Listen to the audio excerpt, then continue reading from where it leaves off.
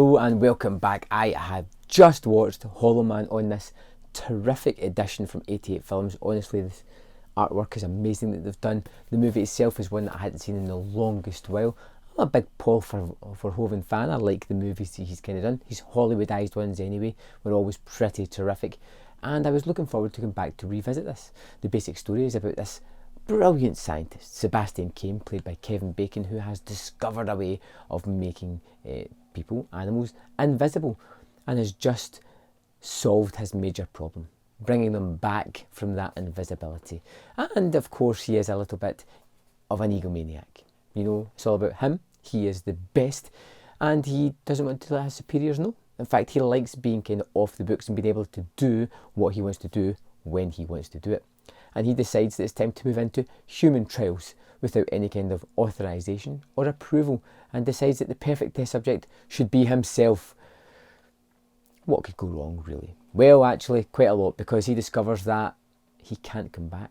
He can't come back from this invisibility, and just basic things like being unable to close his eyes, being unable to switch off, really starts to have psychological effects to him. Now, already at the start of the movie, we kind of see that he's borderline sexually aggressive. You know, he's peeping through a neighbour's window. He kind of like puts advances onto women that aren't really wanting it, or ex-lovers who are no longer want to be with him at all. He kind of aggressively stalks them, and when he starts to get a little bit of a psychological break, he tends to take that full forward as much as he can. Now, the story of Hollow Man is pretty shallow. It's there, it gets the beats moving, it doesn't really tackle too many thematics or much subject matter within it, but it is a genre movie with some of the best special effects that I've ever seen. Even going back to it now, the process of becoming invisible is stunning. It's not just the old way of everything disappears, everything starts to become translucent gradually.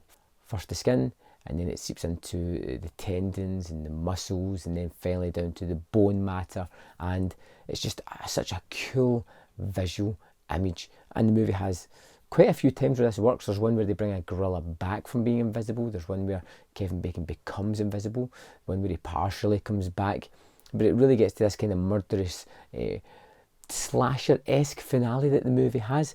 It reminded me a lot, not completely okay, of Sunshine. Sunshine is the better movie, but that final third where it just kind of takes this twisting turn into it becoming a slasher movie out of nowhere, as all these people are trapped in this laboratory under the ground with someone who has murderous intent towards them, and it becomes rather fun and bloody. That's one of the best things about it.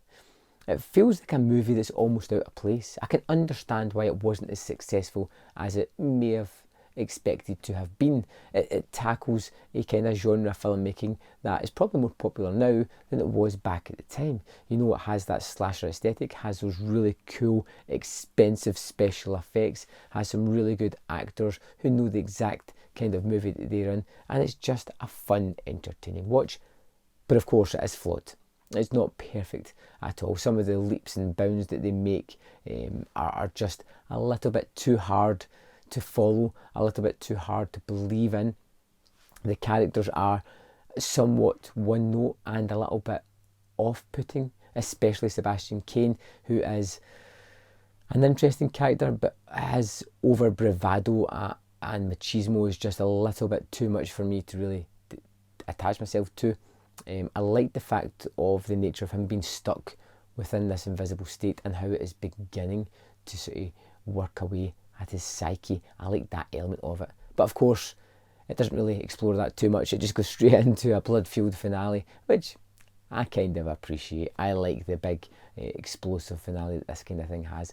Hollow Man for me was a great movie to return to, especially after having not seen it for a bunch of years. Just check it out again. I like the actors, I like the director, I kind of like the story, love the special effects, and like that kind of big atypical finale that they have at the end. I'm really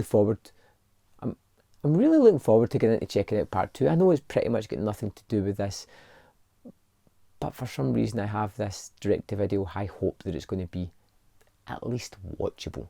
stay tuned and I'll come back with a review when I've checked that one out. And thanks for watching. I'd love to know your thoughts on Hollow Man. Let me know in the comment box below, and I'll see you next time on Man vs. Film.